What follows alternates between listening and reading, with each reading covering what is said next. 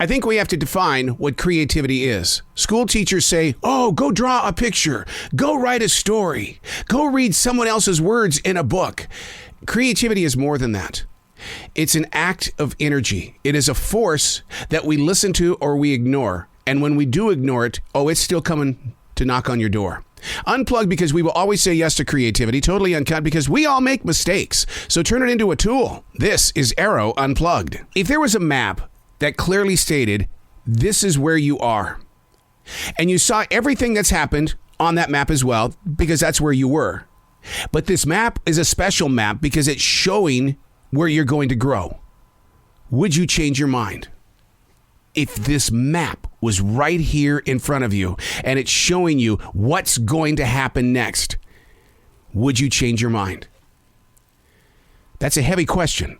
And the reason why is because how much of your adventure in life, where you presently are in your state of mind, how much of that is so valuable that you can't let it go? I think that's the reason why we hold on to our past so much. But the goal is to be mindfully present in your place of now, to listen to where you are right here, but get your eye off the map. A little bit of mystery is good.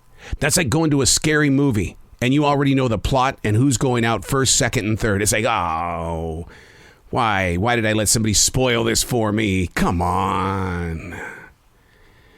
Oh, you're on the map. Because you're right here and you're right now. Hey, it's Arroe.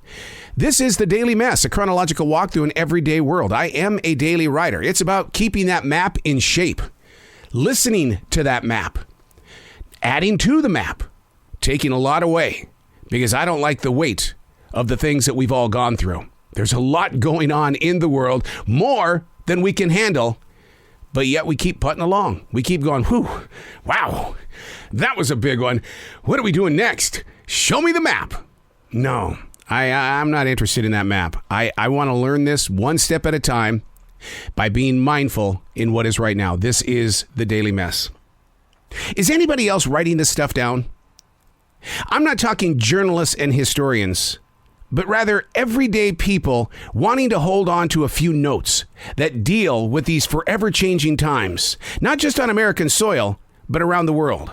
I have to visit up to 7 different websites to formulate my own interpretation of what really is news. Each division is so freaking lopsided with their own agenda. My father used to tell me all the time, stop walking the white picket fence. Get on one side and stay there. Yeah, Dad, that's not me. It's not ever going to be me. Which is why I write. I have to preserve these moments on sheets of paper so that I can come back to them, to piece together, to study, to do everything possible to see who's right and who's wrong in positions of law that are controlled by House votes. I mean, seriously, how many times do you have to hear the word no before you finally pick up your baseball bat and ball and just go home? What's the truer story here? Which website is going to give me the best insight? Write it down and visit as many as possible, especially news outlets from other countries. Because what are they saying about what's going on? Because I know they're watching what we're saying about what's going on in their country.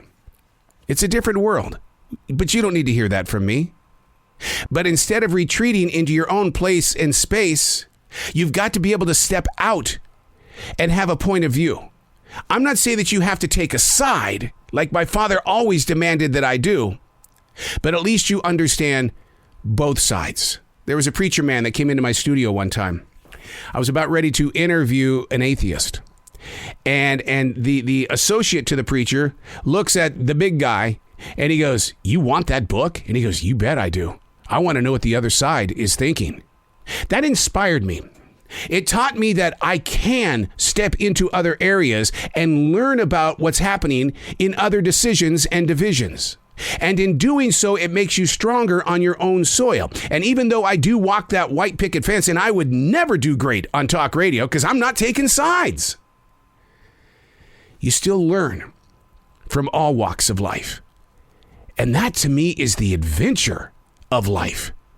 learning about all religions, learning about every nation, looking into the politics, understanding why decisions are made the way they are, let's say in the United Kingdom, the House of Commons. Instead of watching movies or getting addicted to some binge watch on Apple Plus TV, dig into the history, dig into the books, and find your place, your interpretation. I'm Arroe, and that's the Daily Mess.